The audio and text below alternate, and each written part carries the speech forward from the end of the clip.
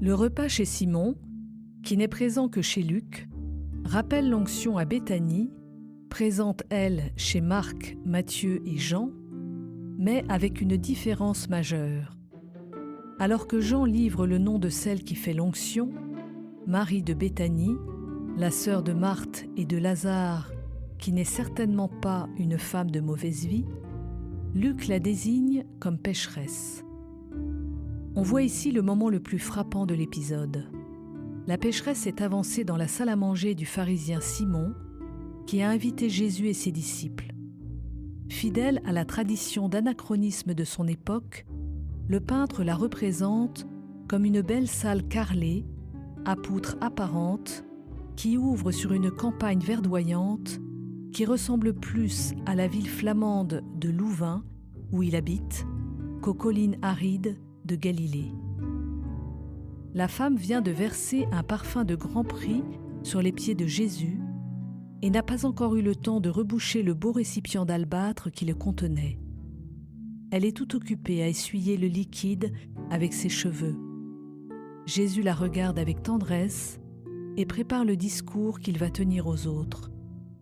Ce geste de respect est aussi un geste d'amour qui montre que la pécheresse est en train de changer de vie.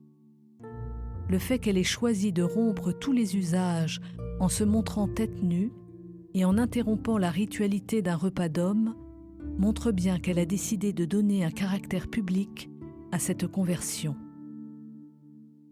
Les réactions des assistants laissent apparaître toutes leurs difficultés à comprendre ce geste un peu déplacé.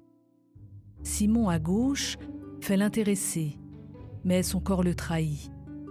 Il la regarde de haut et n'a pas abandonné le couteau avec lequel il s'occupe les mains. Pierre lève la main en signe de protestation. Que veut dire cette femme? À quoi joue-t-elle? Jean, lui, a bien compris. Il lève les yeux vers un personnage habillé en costume de l'époque du peintre et qui est sans doute le commanditaire pour l'inciter à imiter ce bel exemple. Le peintre n'a pas flatté ce dernier.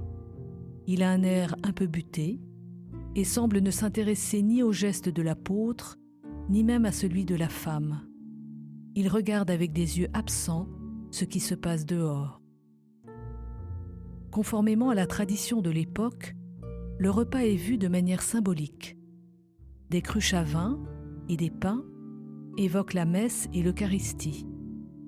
Les poissons désignent le Christ, d'après un jeu de mots très ancien sur le nom grec du poisson et les premières lettres de chaque mot de la phrase « Jésus-Christ, Fils de Dieu, Sauveur ». Il ressort de cette scène au personnage un peu figé une impression de froideur et de figement, comme si le temps s'était épaissi. Seul un petit détail donne un peu d'émotion à ce qui a dû être un épouvantable scandale.